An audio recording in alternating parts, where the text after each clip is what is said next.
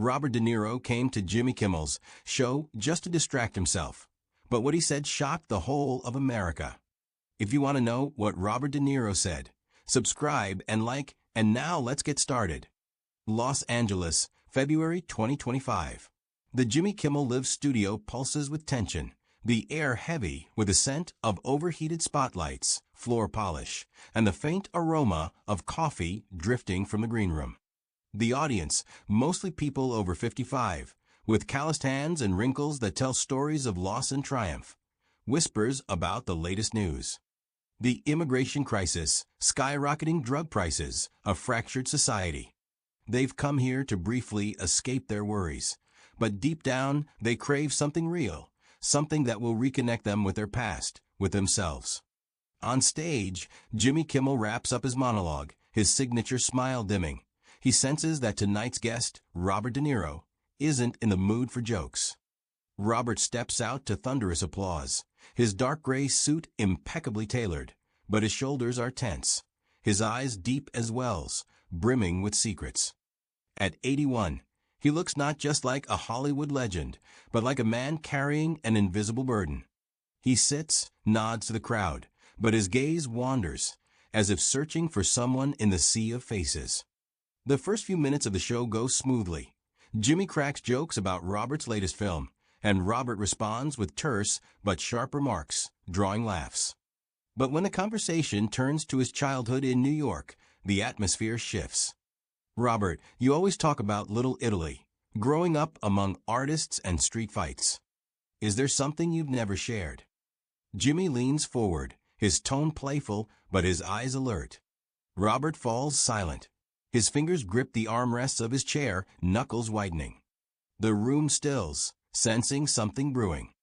A cough echoes from the back rows, but no one stirs. Robert raises his gaze, and his eyes flash with something: pain, resolve, fear. Jimmy, he begins, his voice low, raspy, as if the words are being dragged from his core. There are things I've kept buried my whole life.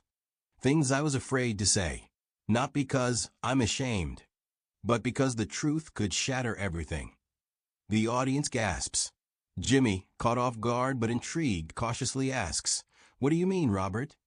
"What truth?" Robert looks away, his jaw tightening. "I grew up in a world where everyone fought for their place. My parents. They were talented, but their lives were chaos. My mother. She had secrets. Secrets I only learned about when I was grown." He pauses, as if weighing whether to go on. The audience holds its breath, people exchanging glances, sensing something historic is about to unfold. "I thought I was an only child," Robert continues, his voice trembling. "But I wasn't. I have a relative. Someone I should have known better. Someone I should have shared my life with. But we grew up apart, and I didn't know how to fix it." Jimmy, feeling the tension, tries to lighten the moment. "A relative? You mean like a cousin or something? Come on, Robert, don't keep us hanging." Robert doesn't smile. He stares straight into the camera, and in that moment, it feels like he's speaking not to Jimmy, not to the audience, but to someone far beyond the studio. "Not a cousin," he says softly but firmly. "A brother. My brother. Sylvester Stallone." The room erupts. Shouts, whispers, disbelief, it all blends into a cacophony. A woman in the front row, in a wool sweater, presses a hand to her mouth, her eyes brimming with tears. A man behind her yells, "That's impossible." Jimmy freezes, his eyebrows shooting up. "Sylvester Stallone? Rocky? Rambo? Are you serious?" His voice cracks with shock. Robert nods, his face unreadable, but his eyes betray a glimmer of emotion. "We're brothers through our mother. She had another life, one I learned about too late. We grew up in different worlds, me in New York, him in Philadelphia. I found out about him in my 20s, but we chose to keep it secret. Because of our careers, our families, because of fear." The studio falls into a deafening silence. For the older audience, this isn't just news, it's a gut punch. De Niro and Stallone, two pillars of American culture, one with the depth of Taxi Driver, the other with the grit of Rocky Brothers? It sounds like a Hollywood script, but Robert's raw sincerity leaves no room for doubt. Many in the crowd recall their own family secrets, feuds, lost connections. But not everyone buys it.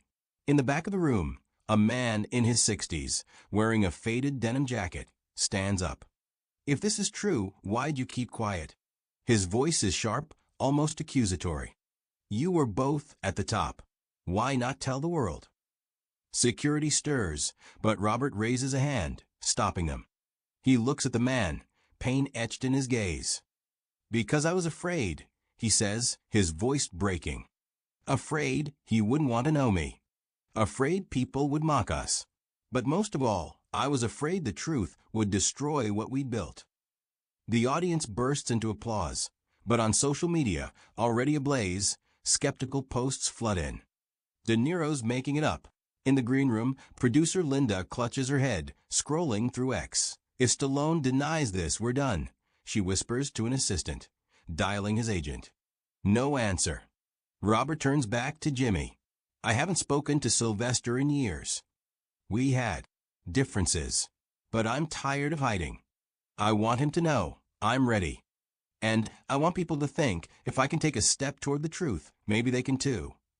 The broadcast cuts off, but the drama is just beginning.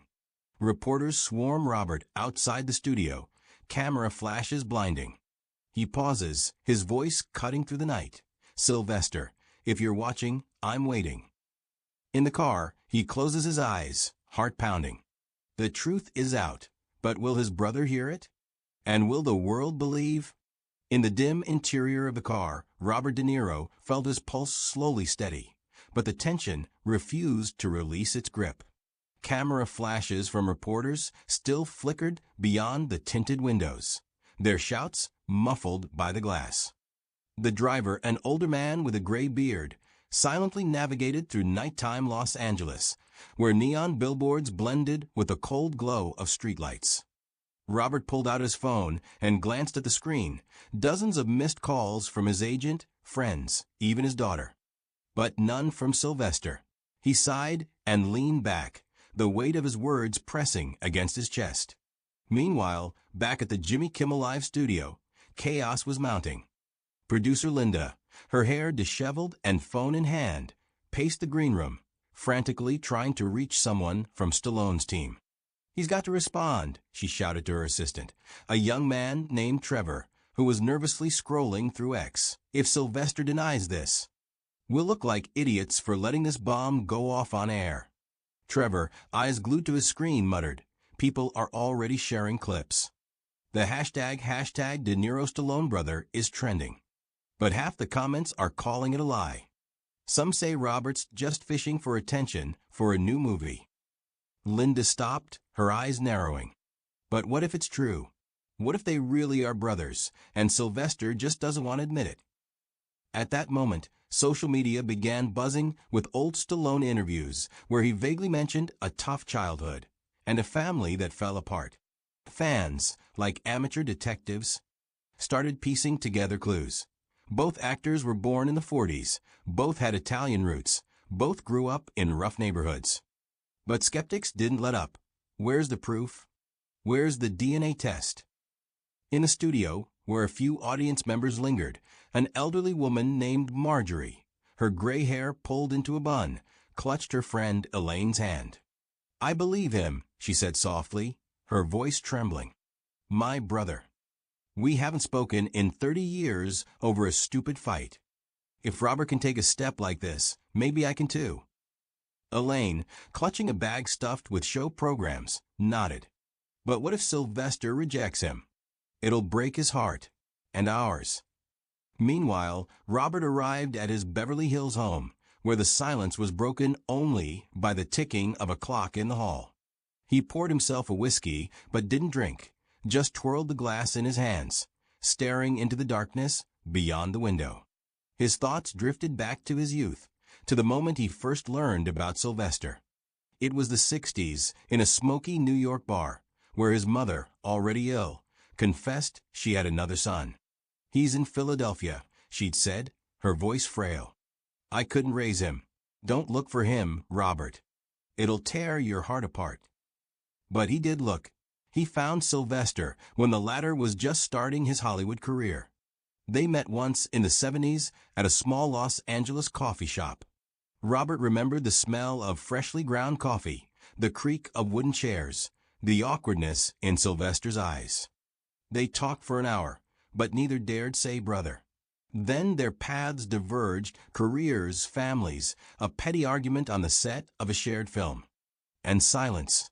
Decades of silence. Robert's phone rang, snapping him out of his reverie. It was his daughter, Drina. "Dad, what have you done?" Her voice was thick with worry. "Everyone's talking about it." "Have you spoken to him?" "To Sylvester." "No," Robert said curtly. "But I had to say it. What if he doesn't want this?" Drina paused, her breathing audible through the phone. "Dad, I just don't want you to get hurt." Robert smiled, though she couldn't see it. Sometimes the truth hurts, but it's worth it. The next morning, the brothers' story dominated every channel. CNN replayed clips from the show, Fox News called it a Hollywood stunt, and talk shows were already booking genealogy experts.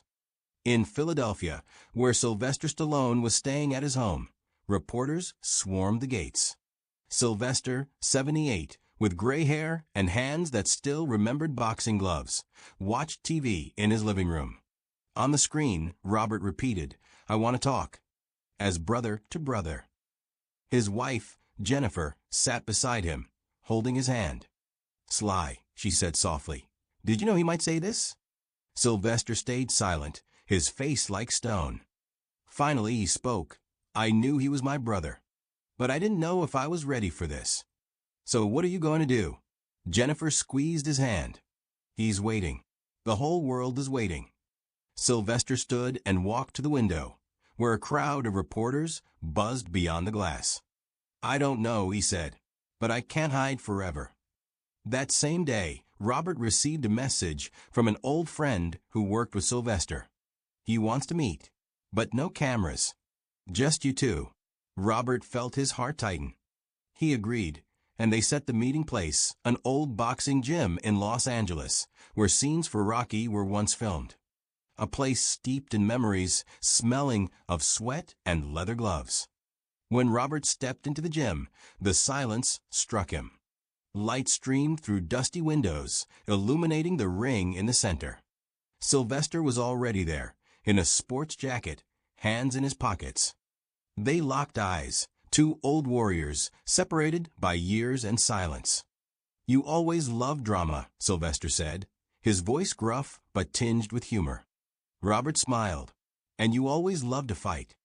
They stepped toward each other, and in that moment, the world outside the gym ceased to exist. But what would they say? Could they bridge decades of hurt? And would the world believe them if they came together? The boxing gym in Los Angeles smelled of old wood, sweat, and leather. Dim light filtered through dusty windows, casting long shadows across the weathered ring. Robert De Niro stood at the entrance, his heart pounding like it did before his first day on a film set. Across the room, near the ring's ropes, stood Sylvester Stallone, in a simple sports jacket, his gray hair glinting under the fluorescent lights. They locked eyes, two old warriors, separated by decades of silence, but bound by a blood tie neither could deny. "You always loved drama," Sylvester said, his voice gruff but carrying a faint smile. Robert took a step forward, his shoes softly creaking on the floor. "And you always loved to fight," he replied, a spark in his eyes, not of anger, but of something warm, almost forgotten. The moment hung heavy in the air, like the clang of a bell. Sylvester looked away, his fingers nervously clenching into a fist. "Why now, Robert?" he asked, his tone sharpening. "After all these years? You went on that show, threw this at the world. Without asking me. Why?" Robert stopped, feeling Sylvester's words cut like old wounds. He took a deep breath, the gym scent reminding him of his youth, of bars where he listened to his mother's stories, of early roles when he didn't yet know who he'd become. "Because I'm tired of hiding," he said quietly. "Tired of the lies. Tired of us both pretending this doesn't exist. I wanted you to hear it. I wanted the world to hear it. Sylvester scoffed, but pain flickered in his eyes. The world. He shook his head. The world doesn't care about us, Robert. They want a show, and you gave them one. But what does this mean for me? For my family? Robert felt anger rising, but held it back. He recalled the words he'd spoken on Kimmel's show, dialogue, not war. I didn't mean to hurt you, Sylvester, he said, his voice steady but sincere. I wanted to start, to take a step. I didn't know if you'd respond, but I had to try.